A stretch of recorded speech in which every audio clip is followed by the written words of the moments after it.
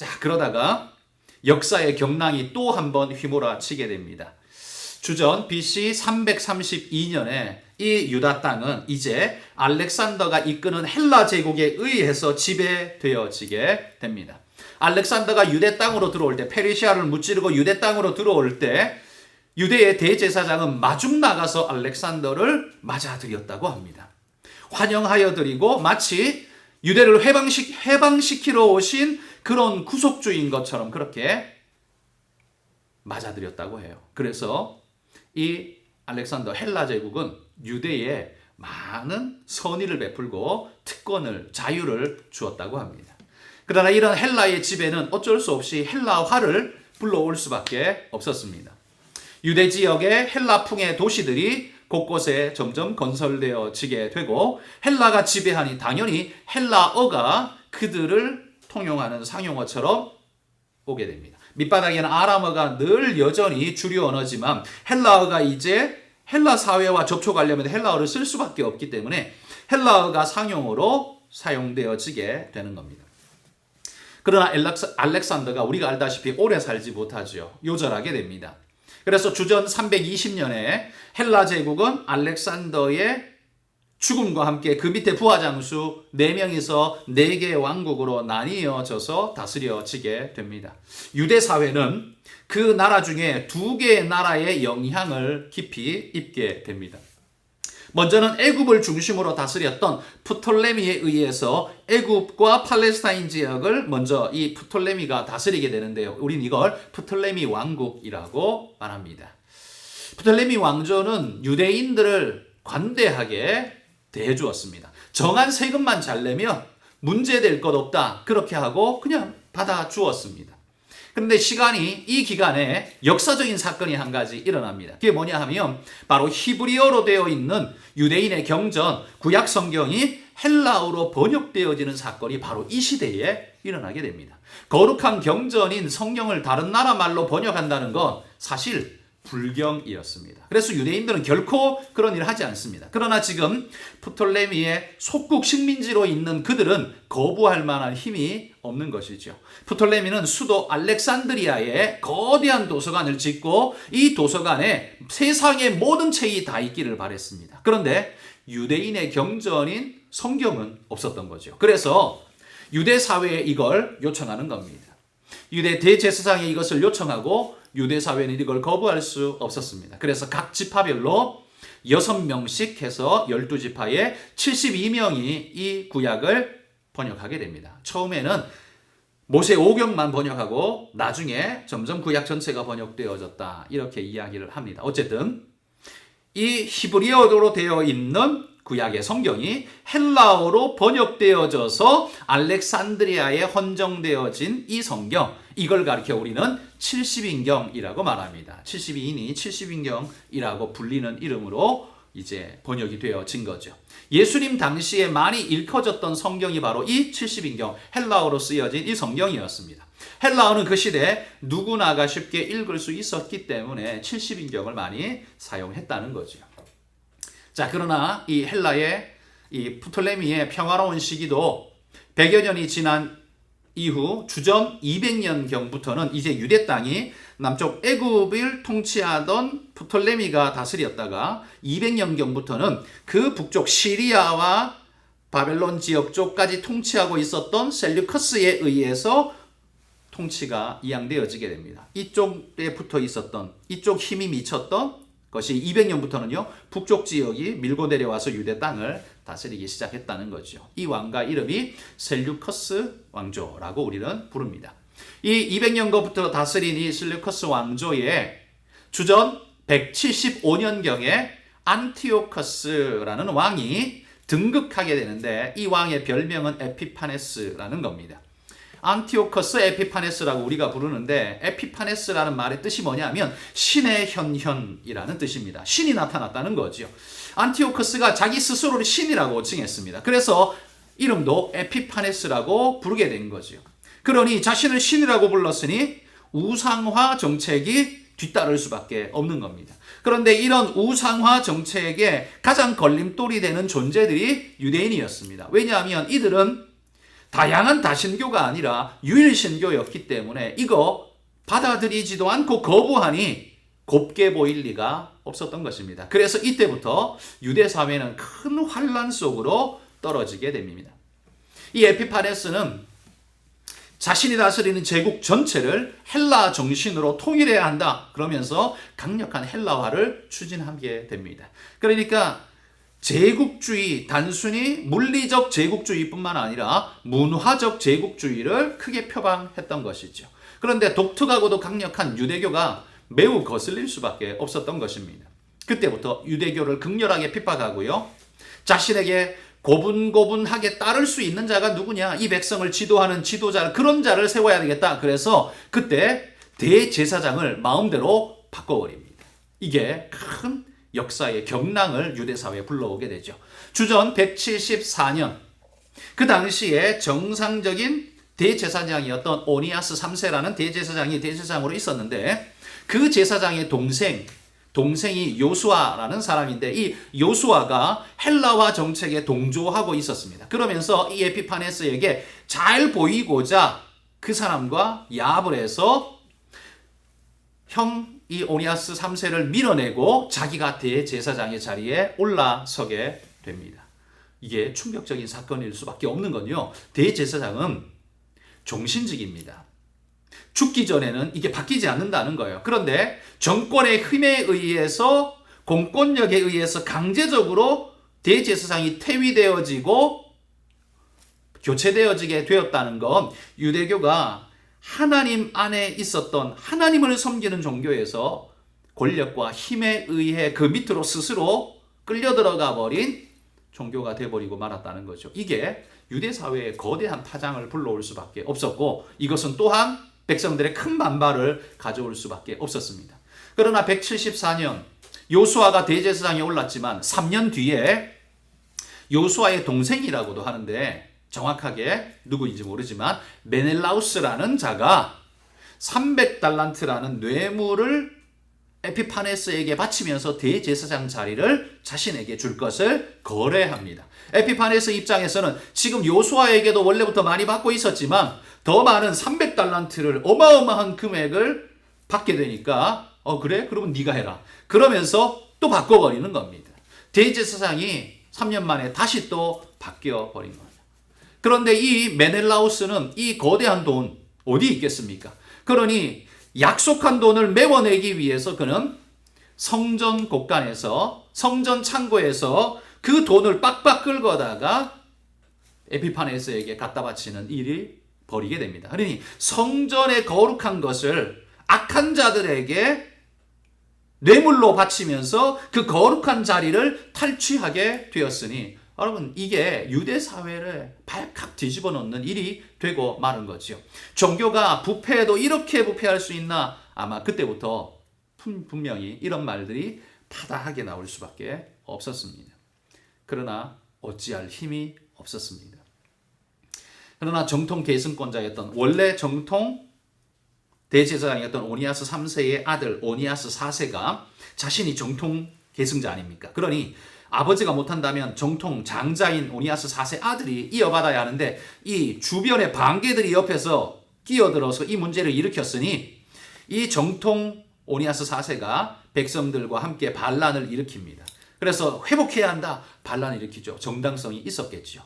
그런데 반란을 일으키지만 정치 권력의 힘은 딴 데 있었기 때문에 성공할 수 없고 실패하고 그는 애굽으로 쫓겨 도망가게 됩니다. 그런데 도망간 정도가 아니라요. 애굽으로 간 다음에는 더 이상 자신이 유대 땅에 돌아가 어떻게 할 수 없다는 걸 알고 자신은 대제사장이지 않습니까? 아들이지 않습니까? 이어받을 정통 계승자. 문제는 이 애굽에다가 여호와를 향한 성전을 짓고 거기에 대제사장으로 올라가 버린 거죠. 이게 가능한 일이냐? 불가능합니다. 왜냐하면 성전은 성경에 보면 율법에 오직 하나님이 정하신 곳, 거기가 어디냐? 예루살렘이었습니다. 예루살렘에 성전이 있어야 되는데 이방 땅 애굽에 이집트에 성전을 지어놓고 제사장이 가서 거기 예배를 드린다. 이건 율법을 어기는 아주 잘못된 일이 되고 말았죠. 그러니 정통 혈통을 가지고 있는 자가 좀 제자리를 지키고 좀 있었으면 기회를 봐서 어떻게 올라갈 기회가 좀 있었을 텐데, 그러면 회복이 될 텐데, 엉뚱한 짓을 저질러 버리는 순간 죄인이 되어 버리기 때문에 그는 제사장이 대제사장이 될, 예루살렘의 대제사장이 될 자격을 스스로 상실해 버린 거죠. 그리고 예루살렘의 대제사장으로 있는 지금 있는 존재들도 여전히 정통성이 없기는 매한가지이죠. 그러니 유대 사회 출애굽 이후에 한 1200년 지나온 동안 아론의 장자 계승으로 내어져 왔던 그 혈통 정통성은 완전히 깨지고 말았습니다. 파국에 이르게 되어 버렸다는 겁니다. 그러니 이때부터 대제사장의 권위가 있기는 있었지만 예전 같을 수가 없었던 것이죠. 정통성을 상실해 버렸기 때문입니다. 에피파네스는 이뿐만 아니라 예루살렘을 헬라화하면서요, 예루살렘 도성 안에다가 군사 훈련소를 만듭니다. 그 군사 훈련소에는 경기장도 함께 있는데 이곳에서 그들이 훈련한답시고 하는 게 나체 훈련을 했었습니다. 그러니까 거룩한 도성 예루살렘에 성전이 있는 그곳에 나체 벌거벗고 나체 훈련을 한다. 이건 신성 모독이 아닐 수 없었습니다. 유대인들이 부글부글 끓게 되죠. 그런데 문제는 나체 훈련을 받는 그 훈련생들 중에 유대인들도 있었는데 이 유대인들이 나체로 훈련을 하는데 유대인들은 할례를 받았지 않습니까? 그러니 할례 받은 그 모습을 보면서 이방인들이, 헬라인들이 조롱을 하는 겁니다. 그러니 이 조롱을 받으면서 이 일을, 식민지 백성이니 무슨 말을 하겠습니까? 조롱당하며 고통받으며 이 일을 하고자 하니 이게 부끄러우니까 그때부터 할례 복원 수술이 성행하게 되었다고 합니다. 이 할례 받은 게 수치가 되어지는 거죠. 그러니 율법을 점점 어길 수밖에 없는 상태가 계속적으로 가속화되어질 수밖에 없었던 것입니다. 뿐만 아니라 헬라식으로 이름을 개명하게 만듭니다. 그래서 이름이 헬라화 되어지죠. 그리고 이교도 경기장에 참석할 수밖에 없고 거기 관람하려면 이교 예식에 동참하는, 강제로라도 동참하는 상황이 벌어지게 되니, 그러니 예루살렘 안에서 이교적인 일들이 허다하게 일어나게 되는 겁니다. 그러나 에피파네스는 이 헬라화를 극대화시키기 위해 헬라 시민권을 발행합니다. 헬라 시민권. 지금 예전에 로마 시민권, 지금은 미국 시민권이 힘을 발하지 않습니까? 헬라 시민권이 주어졌을 때 그 시민권이 값을 나타내려면 특권이 있어야겠죠. 그러니 헬라 시민권자에게 특권이 주어지려면 반대로 시민권이 없는 자에게는 부당한 대우가 자연스럽게 되어질 수밖에 없는 겁니다. 뿐만 아니라 에피파네스는 헬라 시민권으로 헬라화를 강하게 독려했고, 뿐만 아니라 유대인들에게는요, 여호와께 드리는 제사를, 희생 제사를 이제부터 드리지 마라 금지시켜 버립니다. 율법을 정면으로 어기도록 강제화시켜 버리는 거죠. 율법을 지킬 수 없게 되니 경건한 사람들이 가만히 있겠습니까? 그러니 탄압을 받을 수밖에 없고 안식일도 지키지 못하게 합니다. 할례도 금지시켜 버립니다. 게다가 성전 안에다가, 여호와의 성전 안에다가 제우스 신상과 제단을 건립해 버립니다. 그리고 12월 25일, 그게 안티오커스의 생일이었습니다. 12월 25일을 자기 생일을 기점으로 해서 부정한 짐승이라고 율법에 명시되어 있는 돼지로 희생제사를 잡아 제우스 신상에 드려라, 그렇게 명령하고 매달 25일이 되면 돼지로 희생제사를 드리도록 강제로 명령을 내려버립니다. 성전이 완전히 더럽혀진 거죠. 모독받은 겁니다. 에피파네스의 이런 행위는 경건한 유대인들을 더 이상 참지 못하게 만들었습니다. 반란이 일어나게 되는 겁니다. 자, 167년, 주전 167년, 유대 시골의 모딘이라는 마을에 마따디아라는 나이 많은 제사장이 있었습니다. 이 제사장이 제사 역할을 하고 있었던 이 마을에 이방신에게 제사를 지내라고 강조하고 예배를 강행하던 안티오커스의 감독관과 그를 따르는 유대 몇몇 무리들, 이 무리들을 참다 못한 마따디아와 그의 아들들이 폭발해서 그들을 죽여버리는 일이 벌어지게 됩니다. 이 안티오코스의 감독관을 죽였으니 큰일이죠. 반란을 일으켰으니 정벌군이 몰려올 수밖에 없는 상황이죠. 그래서 마따디아와 이 아들들이 유대 광야로 도망가서 몸을 숨기게 됩니다. 근데 이 소식을 접한 경건한 유대인들이 나도 함께 하겠다. 그런 마음으로 다 유대 광야로 몰려들어서 마따디아와 함께 하게 됩니다. 그래서 큰 세력을 이루게 됩니다. 이때 모여든 율법에 목숨을 건 사람들, 이 사람들을 경건한 자, 그래서 하시딤이라고 부르는데 아마도 이들이 바리새파의 원뿌리가 아닐까 이렇게 학자들은 이야기를 합니다. 나이가 많았던 마따디아는요, 오래지 않아서 죽게 되고 그의 아들 유다가 리더십 지도권을 이어받게 되는데 이 유다의 별명이 마카비였습니다. 마카비가 무슨 뜻이냐면 망치라는 뜻이었습니다. 그러니까 망치로 이 하나님을 대적하는 대적자들을 다 깨부순다라는 의미로 유다는 마카비라는 별명을 가지고 반란을 일으킵니다. 그래서 곳곳 도시마다 유대 사회 도시마다 쳐들어가서 율법을 어기고 대적하는 자들, 헬라 군인이든지 율법을 어긴 모든 자들인지 징벌해 버리게 됩니다. 그래서 도시를 점점점 정복하고 넘어가면서 주전 164년, 아까 앞에서 167년에 시작했댔죠. 3년 만에 164년에 엠마오에서 헬라 군인과 정통으로 맞붙게 됩니다. 그런데 거기에서 헬라군을 격파시켜버립니다. 그리고는 예루살렘을 탈환하게 돼요. 헬라에 뺏겼던 예루살렘을 탈환하게 되고 이방 신전으로처럼 그렇게 드려졌던 예루살렘 성전을 깨끗하게 정화하게 되고 하나님 앞에 다시 정화의 예배를 드리게 됩니다. 만 3년 만인 12월 25일에 참 묘하죠. 예수님 우리 성탄절로 지키고 있는 12월 25일인데 164년 만 3년 만인 이 12월 25일에 성전을 회복하고 하나님께 성전을 깨끗하게 정화한 다음에 희생제사를 드렸습니다. 그래서 요한복음 10장 22절에 보면 수전절이라는 이름이 나오는데요. 성전을 깨끗하게 씻은 절기, 그래서 수전절이라고 해서 하나님 앞에 성전을 정결케 한 날로 수전절이라는 절기가 등장합니다. 이 수전절은요, 구약 성경 어디에도 나오지 않습니다. 왜냐하면 구약 성경과 신약 성경 중간 역사에 나타난 만들어진 절기이기 때문에 구약에는 나오지 않는 절기인데 신약의 요한복음 10장에 등장하게 된 거죠. 이 수전절, 이 도대체 뭐냐? 이걸 알려면 유대 역사를 알아야만 이게 가능한 것입니다. 자, 그래서 주전 164년 예루살렘을 탄환한 이때부터 100년 동안 주전 64년 로마가 유대에 들어오는 그 64년까지 100년의 기간을 우리는 마카비 시대라고 부릅니다. 마카비 그 주동자 마카비의 가문이 유대 사회를 통치하고 다스렸던 기간 100년, 그걸 마카비 시대라고 부릅니다.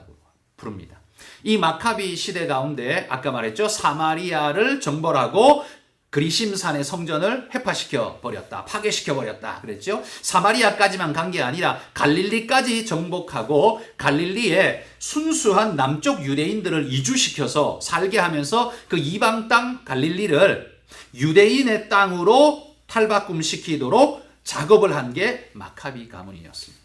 그래서 예수님 시대에 보면 희한하게 유대 땅은 유대인, 가운데 사마리아인은 이방인, 그리고 또 그 위에 북쪽 갈릴리는 또 유대인. 이게 또 뭐야? 이건 마카비 시대에 바로 갈릴리를 정복한 다음에 남쪽 유대인들을 대거 이주시켜서 갈릴리 땅에 살게 했기 때문에 그래서 갈릴리 땅이 유대인의 땅이 되어진 역사적 이해가 바탕에 깔려 있는 겁니다.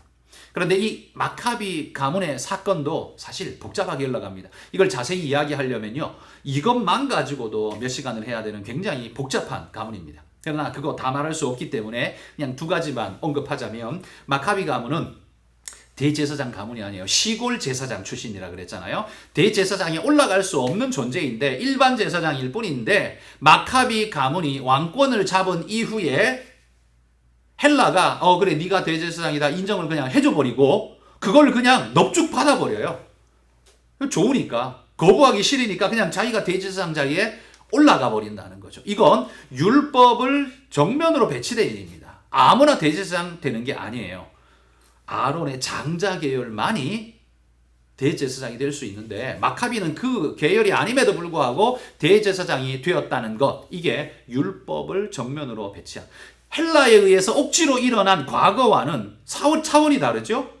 유대 백성들이 율법을 통해서 유대 사회로 회복하고 여호와께 열심낸다고 하는 그들이 대제사장 자리를 욕심에 의해 탈취한 사건이니까 이건 결이 다른 겁니다. 엄청난 충격적인 사건이 벌어지게 된 거죠. 이때에 마카비 가문의 절대 지지했던 경건한 무리들, 아까 하시딤이라고 했죠. 이 경건한 유대인들이 이 마카비 가문과 결별하게 되어지는 겁니다.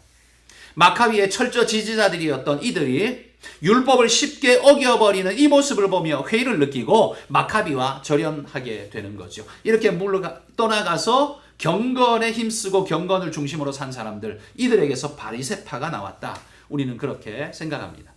자, 이 마카비의 두 번째 중요한 사건은요, 마카비 시대 말기에 마카비 가문의 왕권 다툼이 심각하게 일어나게 된다는 겁니다. 형제 간의 사륙이 계속해서 일어납니다. 뭐 형이 자리 잡았다가 동생이 반란하고 막 엎치락 뒤치락, 그래서 왕권이 계속해서 엎어지고 뒤집어지는 일들이 계속해서 일어납니다. 근데 이 마카비 시대의 마지막에 두 세력이 내가 왕이네 싸우고 있을 때 헤롯 대왕의 아버지, 성경에 나오는 헤롯 대왕의 아버지인 안티파터라는 자가 이제 유대 사회에 등장하게 됩니다.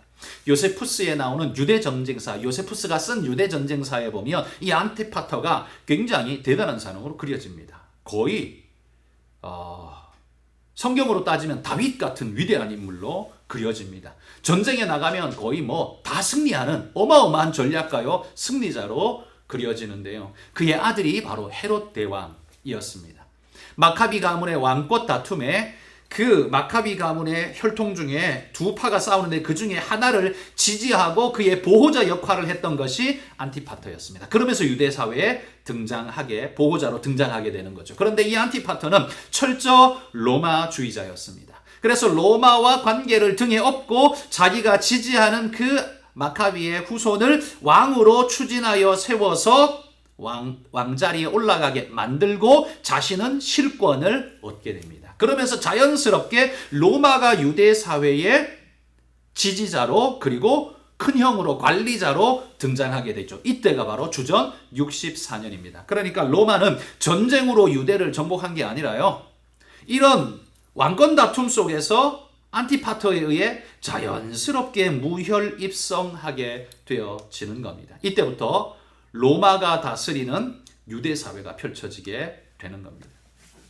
로마 제국의 지배 아래 안티파터는 철저하게 로마를 지지하며 주전 55년에 유대 집정관으로 로마에 임명받아 유대를 다스리게 됩니다. 왕은 마카비 가문의 아들이 있지만 그건 형식적인 것일 뿐이고 유대를 다스리는 건 유대 집정관인 안티파터가 다스리게 되죠. 그리고 이 안티파터의 두 아들이었던 파사엘과 헤롯을 군사령관으로 임명해서 군대를 다스리게 됩니다. 그러나 주전 43년에 안티파터가 살해되어지고 권력 다툼 속에 사네드린과 파사엘과 헤롯이라는 3파전 싸움 속에 헤롯이 승리해서 로마의 지지를 등에 업고 왕권을 차지합니다. 로마가요, 이 헤롯에게 네가 유대 왕 해라, 그렇게 왕 이름을 줘버립니다. 아버지는 그냥 집정관이었는데 헤롯에게는요 왕이라는 칭호를 줘버립니다. 그때부터 이제 마카비는 사라지게 되는 거죠. 유대 왕은 누구냐? 헤롯이 되는 겁니다. 누가 세웠습니까? 로마가 세웠습니다. 그러니 로마가 유대 전체를 다스리는 겁니다. 바로 이 사람이 성경에 예수님 탄생 때 나오는 헤롯 대왕입니다. 이 헤롯 대왕도요 굉장히 유능하고 뛰어난 사람이었습니다. 그런데 이 헤롯 대왕에는 늘 불안감이 가득했습니다. 실력도 좋고 로마의 지지도 있었지만 그의 출신이 이둠의 출신이었습니다. 이둠의 출신, 이건 에돔 후예라는 말입니다. 그러니 유대인들의 입장에서 봤을 때는요, 이건 거의 뭐 서자, 얼자 뭐 이런 취급이에요. 네가 감히 유대를 다스려? 말도 안 되는 소리 하지 마라, 이런 거예요. 네가 아무리 잘나도 결국 혈통적으로 에돔 족속일 뿐이다, 이거죠. 그래서 이스라엘 사람들에게 늘 천시를 받기 때문에 이게 늘 핸디캡으로 작용했습니다. 그래서 불안했어요. 뿐만 아니라 유대 사회에는 아까도 말했지만 메시아 대망 사상이 있다 그랬잖아요. 그래서 메시아를 기대하고 소망하는 마음이 유대 백성들의 마음속에 있기 때문에 유대인들은 늘 그랬습니다. 네가 지금 유대 왕이라고 다스리지만 메시아가 오시면 너는 끝이야. 그러니 헤롯은 늘 불안할 수밖에 없었습니다. 그래서 동방박사들이 유대의 왕으로 나신 이가 어디 계시뇨라고 했을 때 헤롯이 그렇게 놀라고 두려워하고 엄청난 일을 꾸밀 수밖에 없었던 게 바로 헤롯은 늘 그 불안감 속에 살고 있었기 때문입니다. 불안하기 때문에요.